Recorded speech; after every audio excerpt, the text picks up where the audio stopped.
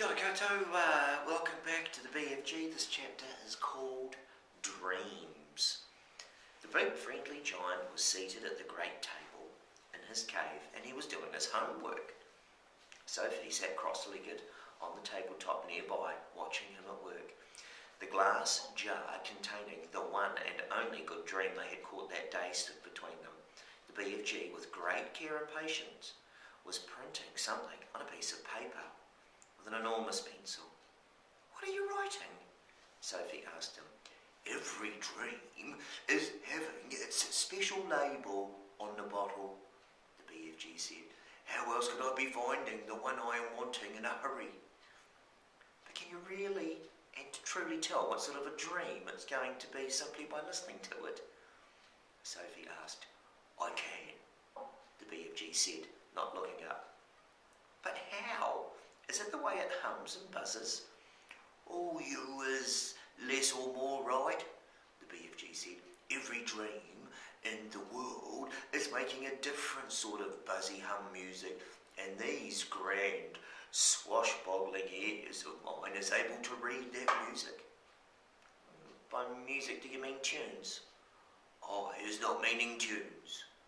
"Well then what do you mean?" "Human beings is having their own music, right or left." "Yeah, right," said Sophie. "Lots of music.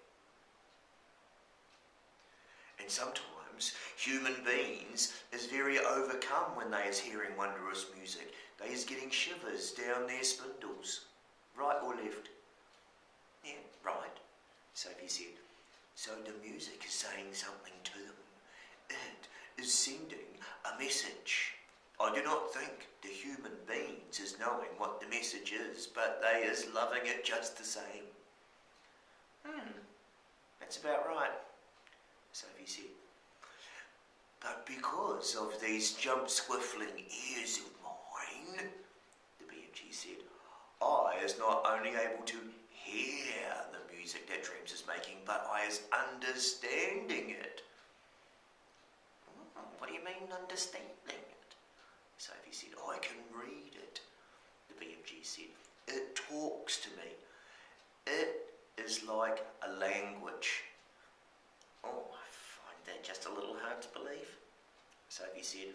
"I bet you was also finding it hard to believe in quagwinkles," the BFG said, "and how they is visiting us from the stars." "Oh, well, of course I don't believe that," said Sophie. The BFG regarded her gravely with those huge eyes of his. "I hope you forgive me," he said, "if I tell you that humans beings is thinking they is very clever, but they is not. They is nearly all of them not muches and squeak pips." "I beg your pardon," Sophie said. "The matter with human beings," the BFG went on, "is that they is absolutely refusing to believe in anything unless they is actually seeing it right in front of their own schnozzles. Of course quagwinkles is existing. I is meeting them oftenly. I is even chittering to them." He turned away contemptuously from Sophie and resumed his writing. Sophie moved over to read what he had written so far. The letters were printed big and bold, but were not very well formed, and here's what it said. "This dream is about how I is saving my teacher from drowning. I is diving into the river from a high bridge, and I is dragging my teacher to the bank, and then I is giving him the kiss of death." "The kiss of what?" Sophie asked. The BFG stopped writing and raised his head slowly. His eyes rested on Sophie's face. "I is telling you, once before," he said quietly, "that I is never having a chance to go to school. I is full of mistakes. They is not my fault. I do my best. You was a lovely little girl, but please remember that you is not exactly Miss Know-Everything yourself." "Oh, I'm sorry," Sophie said, I really am. It's very rude of me to keep correcting you. The BFG gazed at her for a while longer, then he bent his head again to his slowly laborious writing. Tell me honestly, Sophie said, if you blew this dream into my bedroom when I was asleep, would I really and truly start dreaming about how I saved my teacher from drowning by diving off the bridge? Oh, more? The BFG said, a lot more, but I cannot be scribbling the whole grope-flunking dream on a titchy bit of paper. Of course there's more. The BFG laid down his pencil and placed one massive ear close to the jar. For about 30 seconds he listened intently. Yes, he said, nodding in his great head solemnly up and down. This dream is continuing very nice. It has a very hunky-dory ending. How does it end? So he said, please tell me. Oh, you would be dreaming, the BFG said, that the morning after you was saving the teacher from the river, you was arriving at school and you was seeing all 500 pupils sitting in the assembling hall. And all the teachers as well, and the head teacher is then standing up and saying, I is wanting the whole school to give 3 cheers for Sophie, because she is so brave as saving the life of our fine arithmetic teacher, Mr. Finnegans, who was unfortunately pushed off the bridge into the river by our gym teacher, Miss Amelia Upscotch. So 3 cheers for Sophie. And then the whole school is then cheering like mad and shouting, bravo, well done.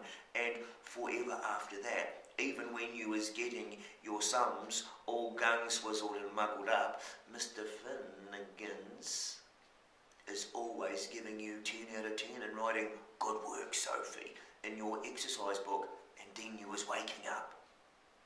Oh, I like that dream. Sophie said, oh, of course you like it. The BFG said, it's a fizz, was it? He licked the back of the label and stuck it on the jar. I is usually writing a bit more than this on the labels, he said, but you was watching me and making me jump, see. I'll go and sit somewhere else, Sophie said. No, don't go, he said. Look in the jar carefully and I think you will be seeing this dream. Sophie peered into the jar and there, sure enough, she saw the faint translucent outline of something about the size of a hen's egg. There was just a touch of colour in it. A pale sea green, soft and shimmering, very beautiful. And there it lay, the small oblong sea green jellyish thing at the bottom of the jar, quite peaceful but pulsing gently. The whole of it moving in and out, ever so slightly, as though it was breathing. It's moving, Sophie cried. It's alive. Well, of course it's alive. Well, what will you feed it on? Sophie asked. Oh, not needing any food, the BFG told her. Oh, that's cruel. Sophie said everything alive needs food of some sort, even trees and plants. Well, the north wind is alive, the BFG said. It's moving, it touches you on the cheek and on the hands, but nobody is feeding it. Sophie was silent. This extraordinary giant was disturbing her ideas. He seemed to be leading her towards mysteries that were beyond her understanding. A dream is not needing anything, the BFG went on. If it is a good one, it is waiting peaceably forever until it is released and allowed to do its job. If it is a bad one, it is always fighting to get out. The BFG stood up and walked over to one of the many shelves and placed the latest jar among the thousands of others. Please, can I see some of the other dreams? Sophie asked him. The BFG hesitated. Oh, nobody has seen them before, he said. But perhaps after all, I is letting you having a little peep. He picked her up off the table and stood her on the palm of one of his huge hands. He carried her towards the shelves. Over here's some of the good dreams, he said, the fizz wizards. Would you hold me closer so I can read the labels? Sophie said, my labels is only telling bits of it, the BFG said. The dreams is usually much longer. The labels is just to remind me. Sophie started to read the labels. The first one seemed long enough to her. It went right around the jar, and as she read it, she had to keep turning the jar. And this is what it said. Today I is sitting in class and I discovered that if I is staring very hard at my teacher, in a special way I is able to put her to sleep. So I keep staring at her and in the end her head drops onto her desk and she goes fast asleep and snorkles loudly. Then in marches the head teacher and he shouts, "Wake up, Miss Plumrich. How dare you go to sleep in class? Go fetch your hat and coat and leave the school forever. You is sacked." But in a jiffy I is putting the head teacher to sleep as well, and he just crumples slowly to the floor like a lump of jelly, and there he lies, all in a heap, and starts snorkeling even louder than Miss Plumridge. And then I is hearing my mummy's voice saying, "Wake up, your breakfast is ready." Oh, what a funny dream. Sophie said, "It's a bell ringer." The BFG said, "It's a whoopsie."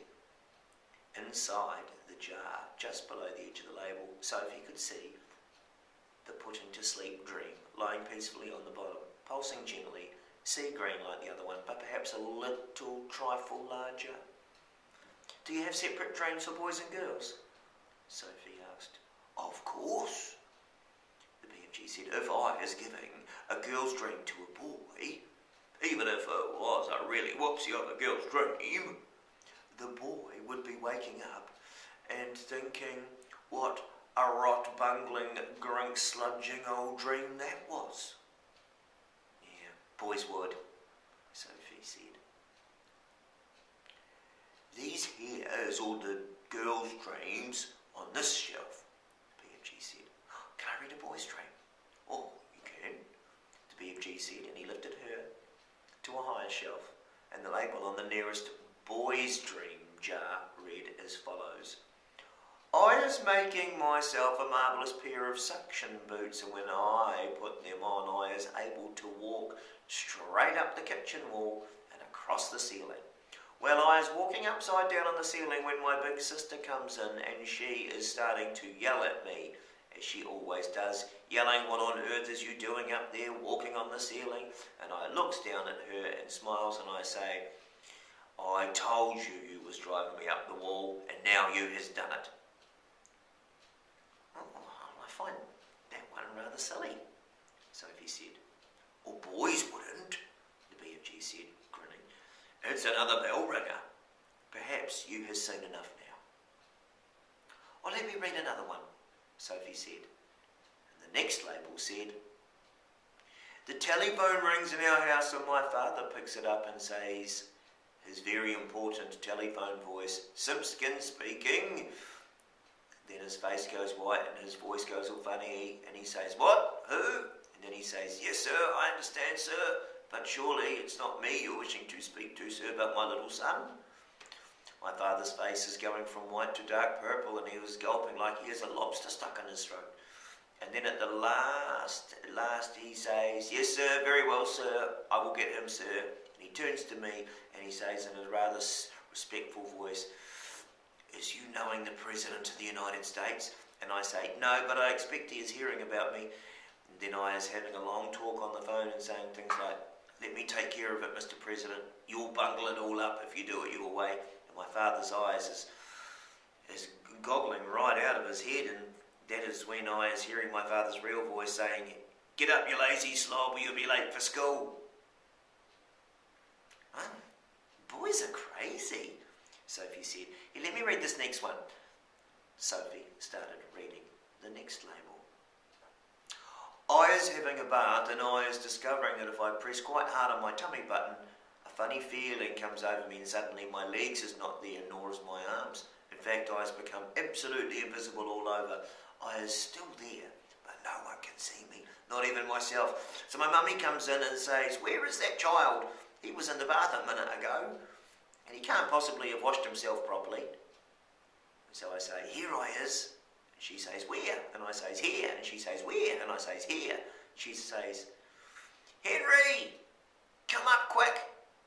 And when my daddy rushes in, I was washing myself My daddy sees the soap floating around in the air, but of course he is not seeing me and shouts, "Where are you, boy?" And I says, "Here." And he says, "Where?" And I says, "Here." And he says, "Where?" And I says, "Here." And he says, "The soap, boy, the soap. It's flying in the air." Then I press my tummy button again and now I is visible. My daddy is squiffy with excitement. He says, "You is the invisible boy." And I says, "Now I is going to have some fun." So when I is out of the bath and I have dried myself and put on my dressing gown and slippers, I press my tummy button again to become invisible. And I go down into the town and walk in the streets. And of course, only me is invisible, but not the things I is wearing. So when people are seeing a dressing gown and slippers floating along the street with nobody in it, there is a panic with everybody screaming, a ghost," and people are screaming left and right. A big strong policeman is running for their lives, and best of all, I see Mr. Grummett, my algebra teacher, coming out of a pub, and I float up to him and say, "Boo!" And he lets out a fright somehow and dashes back into the pub, and then I was waking up and feeling as happy as a whiff squiddler. That's pretty ridiculous, Sophie said.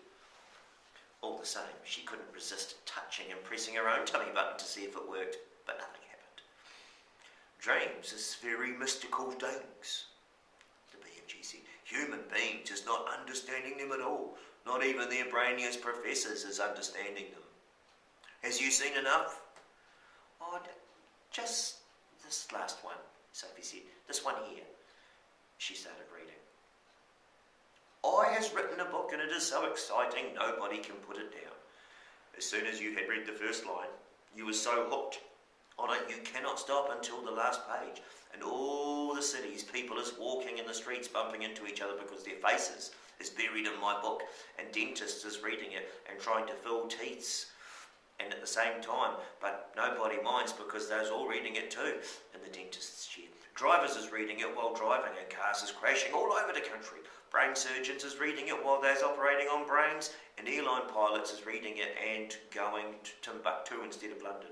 Football players is reading it on the field because they can't put it down, and so is Olympic runners while they is running. Everybody has to see what is going to happen next in my book, and when I wake up I is still tingling with excitement at being the greatest writer the world has ever known, until my mummy comes in and says that I was looking at your English book last night and really your spelling is atrocious and so is your punctuation. Well, that's enough for now, the BFG said. There is dillions more, but my arm is getting tired holding you up. What are those over there? Sophie said. Why have they got such tiny labels? Oh, well that, the BFG said, is because one day I is catching so many dreams I was not having time or energy to write out long labels. But there is enough to remind me. What can I look? Sophie said. The long-suffering BFG carried her across to the jars she was pointing to, and Sophie read them rapidly, one after the other. I is climbing Mount Everest with just my pussycat for company. I is inventing a car that runs on toothpaste. I is able to make electric lights go on and off just by wishing it. I is only an 8-year-old little boy, but I is growing a splendid bushy beard and all the other boys is jealous. I is able to jump out of any high window and float down safely. I has a pet bee that makes rock and roll music when it flies. What amazes me, Sophie said, is how you ever learned to write in the first place. Ah, said the BFG, I has been wondering how long it is before you asking me that.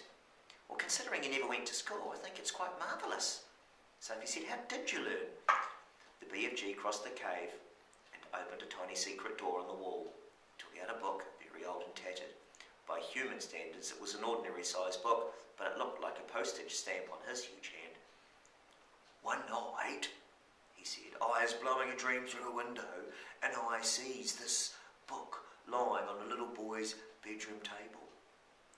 I is wanting it so very bad, do you understand, but I was refusing to steal. I would never do that. So how did you get it? So I borrowed it, the BFG said, smiling a little. Just for a short time I borrowed it. Oh, how long have you had it? Sophie asked. Or perhaps only about 80 years, the BFG said. Soon I shall be putting it back. And that's how you taught yourself to write? Sophie asked him. I was reading it hundreds of times, the BFG said. And I am still reading it and teaching new words to myself and how to write them. It's the most scrumptious story. Sophie took the book out of his hand. Nicholas Nickleby, she read aloud. By Dale's Chickens, the BFG said. By who? Sophie said. Just then there became a tremendous noise of galloping feet from outside the cave. What is it? Sophie cried. That's the giants zip-fizzing off to another country to guzzle human beings, the BFG said. He quickly popped Sophie into his waistcoat pocket and then hurried to the cave entrance and rolled back the stone. Sophie, peeping out of her spy hole, saw all 9 of the fearsome giants coming past at full gallop. Where is you off to tonight? Where's all of us? Flush bunking off to England tonight, answered the flesh-limp Peter as they went galloping past. England is luscious land, and we is fancying a few nice little English childers. I, shouted the maid Masher, is knowing where there is a giggle house for girls, and I is guggling myself full as a froth blower. And I know where there is a boggle box for boys, shouted the gizzard gulper. And all I has to do is reach in and grab myself a handful. English boys is tasting extra liquishy. In a few seconds, the 9 galloping giants were out of sight. What did he mean? Sophie said, poking her head out of the pocket. What's a giggle house for girls? He is meaning a girls' school, the BFG said. He will be eating them by the bundle. Oh no, cried Sophie. And boys from a boys' school, said the BFG. Oh, well, it mustn't happen, Sophie cried out. We've got to stop them. We can't just sit here and do nothing. There is nothing we can do. Not a thing, the BFG said. We is helpless as horse feathers. He sat on a large craggy blue rock near the entrance to his cave. He took Sophie from his pocket and put her beside him on the rock. It is now quite safe for you to be outside until they is coming back, he said. The sun had dipped below the horizon and it was getting dark. Well, holy smokes, that's just one chapter, Koto. One chapter. All right, that's enough for today. We will resume this on Monday when you're all here and we'll still continue with the story. Haere rā. See you then.